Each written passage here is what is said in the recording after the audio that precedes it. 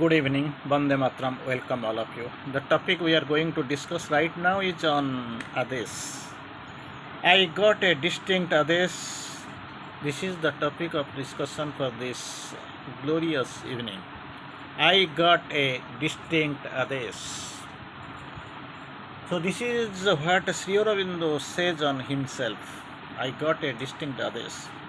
In many ways, we have also seen as Sri Aurobindo quoting, writing, analyzing, and speaking on himself in a couple of occasions on Adesh.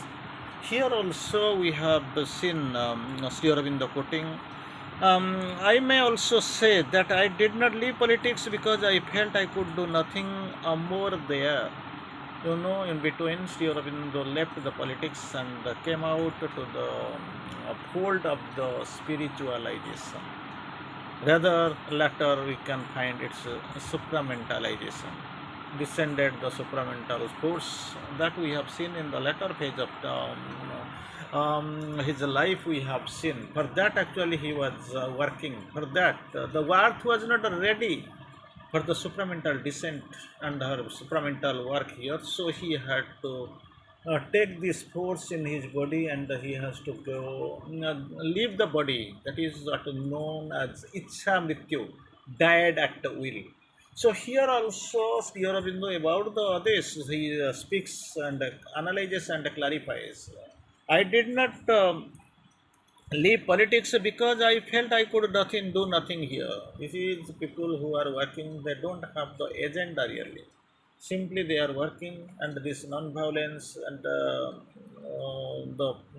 actually the path was leading nowhere. Even Sri Aurobindo tried to show them, like accept the Cripps mission, but it wasn't simply non-acceptable by the moderates. They had their agenda. They could not be able to understand what Sri Aurobindo is only seeing and advising and giving the advice, because they had their own style of working, one way of working. So Sri Aurobindo, of course, that for that disgustedly, I have not left politics. No, I did not leave politics because I felt I could do nothing more here. Already on 1913, Sri Aurobindo had one vision that India is already independent, got its freedom. So on 30, another 34 years, it was in pending, waiting. Anyhow, he could be able to see. But the true liberation is not to liberate the country or countrymen from the claws of British hegemony, British rule. But the thing is that a true freedom is the freedom of the soul. For that he was interested and he was working and he was destined, he told. I came here. Even sometimes already we have discussed Sri Aurobindo on himself. He told, this discouragement can't prevent me from helping the world because I have come here to help the world. It is my mission. I was born with that purpose. This is the purpose for which I am born. God has sent me forth. That was the reality we have seen. So here also we can find, I came here because I got a distinct Adesh. I got a distinct Adesh, and there itself before sometimes Aurobindo was quoting. I felt I could not do nothing. For that I have not left politics. And for what then? Such is the idea that very far from me. Maybe you will be thinking that way because you have the limited concept, limited thought procedure. Your thought, your sphere may be limited, but so far I am concerned, it was not the idea. This idea was very far from me. And Sri Aurobindo quotes, I came here because I got a distinct Adesh in the matter.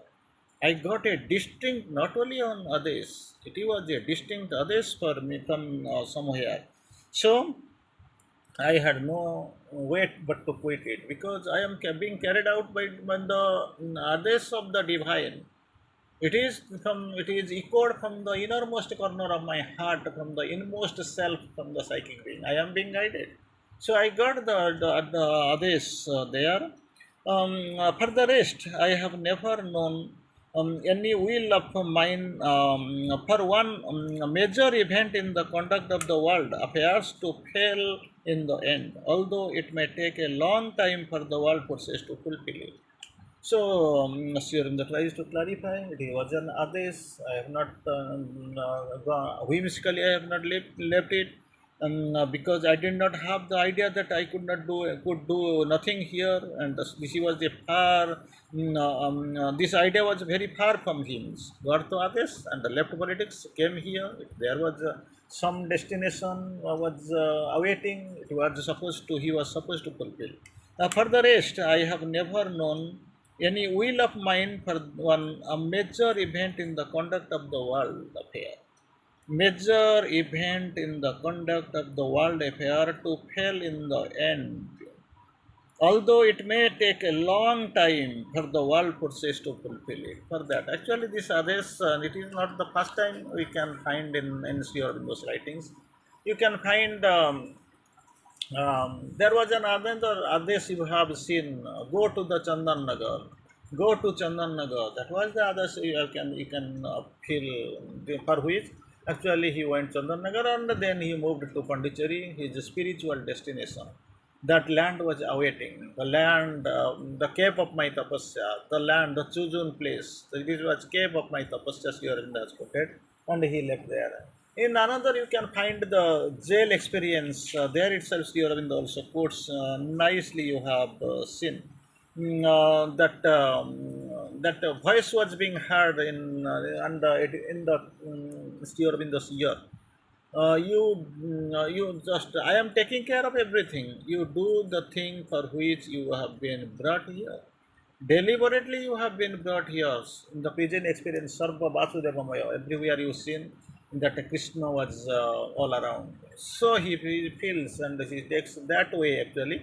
He feels, do the work for which you have been brought to you. That was another incident here in the courts. It was there, and I was being avoided with that.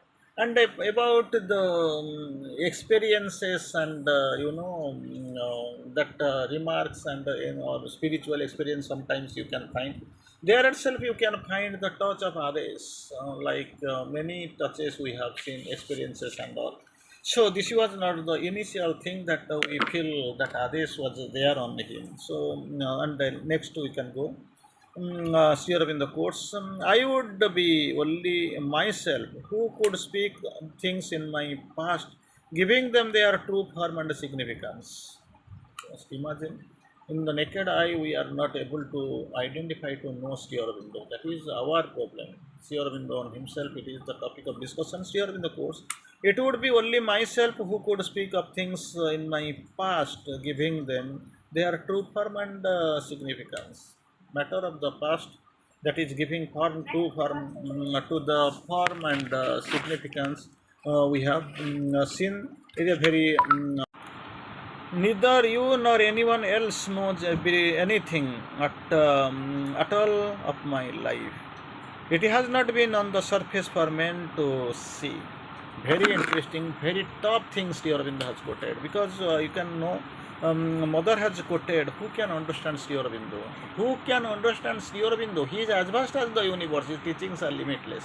Here also Sri Aurobindo quotes in that way, neither you nor anyone else. I am simply an unknown entity. I am simply unknown to you, not only to you, towards the world. Only superficially, whatever you listen or whatever you have heard, from that you are taken the conclusion. But the thing is that I am beyond that. That is what. In the even in Iraq, I am God, fallen I am divine. High I triumph when downtrodden. Long I live when I am slain. Just imagine that is sonnet, that powerful sonnet, and the beauty of the sonnet was like this. It has been described, Sri Aurobindo has given a glimpse of his own identity. Who really Sri Aurobindo is. Somebody asked him, actually I want to know who you are. Sri Aurobindo quotes, in the previous birth I was Vasudeva Krishna, and the Krishna has told, Sambhavami Yoge Yoge. So just imagine where really Sri Aurobindo starts, where he has begun, and where really he is leading to. That is totally unexpected in the part of the human mind, or human glimpse, or human thought. Nobody can even understand or identify him. They can't be able to know him who Sri Aurobindo is. That's what Sri Aurobindo writes in his own letters on himself, in his own words. Neither you nor anyone else knows anything at all of my life. Nobody knows anything of my life. It has not been on the surface for men to see. You can't see on the surface. It is not the matter of superficial things, so that you can go and conclude around about Sri Aurobindo. It is a high hill task for you and all around. Even that I can know. Somebody asked, I want to write your biography.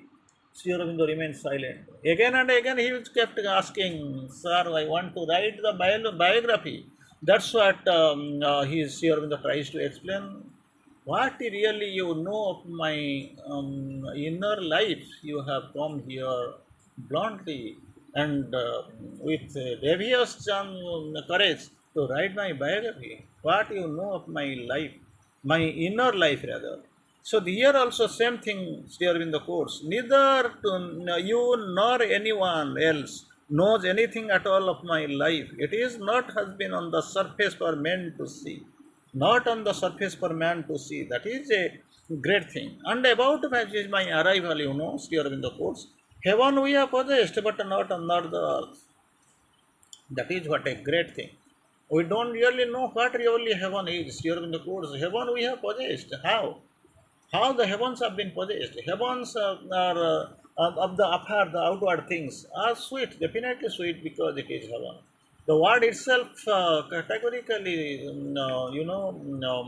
authorizes you to know that heaven is a big thing to your imagination. Really, it is big. But the thing is that heaven of the power, heaven of the ideal, they are definitely sweet, but sweeter and more resplendent are the heavens that is within you, but you don't know. That is the paradox of life. That is the enigma of life. Inside you, but you are not able to understand what really these heavens are. These are already possessed. You possess it. You are possessed, but earth, it is never possessed. Like Kasturi deer, you are moving, that the fragrance is pulling you, attracting you and moving. You are moving in search and finding here and there outside. But thing is that you don't know this fragrance is really packed within you. And it is being you attracting you. This fragrance is attracting you and you don't know. Shows here in the quotes here, heaven we have possessed but not the earth, but the fullness of the yoga. For that only to possess the earth and to know that, to remind you that you are the possessor of heaven, this yoga is to make the formula of the Veda, heaven and earth equal war. That is what the point of discussion, to remind you the heaven and earth equal are, or heaven earth must transform herself and equal heaven, or heaven descend into earth's mortal state. They must be equal. They must be transformed. Earth must be transcendent, transform herself and equal heaven. Or if it is not possible, heaven descend into Earth's mortal state. For that, everything is within you. Heavenly psyche must put up her veil and stand uncovered as the nature's king. Now it is covered. It is inside you, behind the veil, hidden. It has to come out. Step into common nature's crowded room. Rule your thoughts. Guide your steps. That is what the requirement here. And finally, everything internal is ripe or ripening, but there is a sort of logged struggle in which neither side can make a very appropriate advance. The spiritual force insisting against the resistance, disputing every inch of the making more or less effective attacks. Hostile forces are there, attacks are there. Nothing to worry.